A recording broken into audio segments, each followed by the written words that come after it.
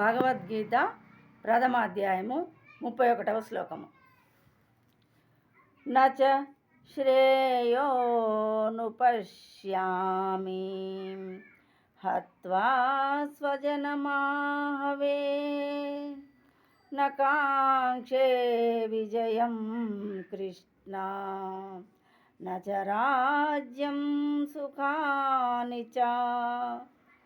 శ్రేయః శ్రేయస్సు, నచ అనుపశ్యామి గాంచలేకున్నాను, హత్వా చంపి, స్వజనం స్వజనమును, ఆహవే యుద్ధమునందు, నకాంక్షే కోరను, విజయం విజయమును, కృష్ణ ఓ కృష్ణ, నచ రాజ్యం రాజ్యమును కూడా, సుఖానిచ దాని వలన కలుగు సౌఖ్యములను కూడా. ఓ ప్రియమైన కృష్ణ, ఈ యుద్ధమునందు నా స్వజనమును చంపుట ద్వారా ఏ విధముగా శ్రేయస్సు కలగగలదో నేను గాంచలేకున్నాను.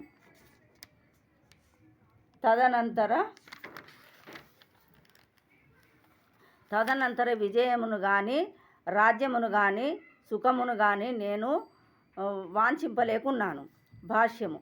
తమ నిజ స్వార్థగతి విష్ణువు లేదా శ్రీకృష్ణుని అందే కలదని తెలియక బద్ధజీవులు దేహ సంబంధములందే సుఖము కలదని భావించుచు వాటిచే ఆకర్షింపబడుదురు. జీవితమునకు సంబంధించిన అట్టి అంధవిశ్వాసముతో వారు భౌతిక సుఖమునకు హేతువులైన వాటిని కూడా విస్మరించుదురు. ఇక్కడ అర్జునుడు క్షత్రియ ధర్మములను కూడా విస్మరించినట్లుగా కనిపించును. శ్రీకృష్ణుని ప్రత్యక్ష ఆదేశములచే యుద్ధరంగమున మరణించు క్షత్రియుడు మరియు పూర్తిగా ఆధ్యాత్మికానుభూతి కొరకే అంకితమైన సన్యాసి అను ఇరువురును శక్తివంతము మరియు తేజోవంతమైన సూర్యమండలమున ప్రవేశించుటకు యోగ్యులు కారని తెలుపబడినది. బంధువుల విషయము పక్కకు పెట్టినను తన శత్రువులను సైతము వధించుటను అర్జునుడు వాంఛించుట లేదు. బంధువులను చంపుటచే జీవితమున తనకు ఎట్టి సుఖము లభింపదని అతడు భావించుచున్నాడు. కనుకనే ఆకలి లేనివాడు వండుటకు ఇష్టపడనట్లుగా అతడు యుద్ధము చేయుటకు అంగీకరింపలేకున్నాడు. ఇప్పుడు అతడు నిరాశతో అడవికి వెళ్ళి ఏకాంత జీవితమును గడప నిశ్చయించుకొనెను.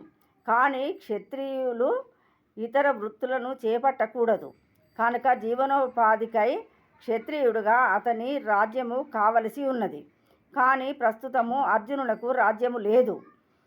బంధువులతోనూ సోదరులతోనూ తనకు ఇష్టము లేకున్నను యుద్ధము చేసి పితృదత్తమైన రాజ్యమును తిరిగి సంపాదించుటే అర్జునునకు గల ఏకైక అవకాశమై ఉన్నది. కానీ అట్లు చేయుటను అతడు వాంఛించుట లేదు. కనుక అడవికేగి నిరాశతో కూడిన ఏకాంత జీవితమును గడుపుటయే తనకు తగినదని అతడు భావించెను. జై శ్రీకృష్ణ.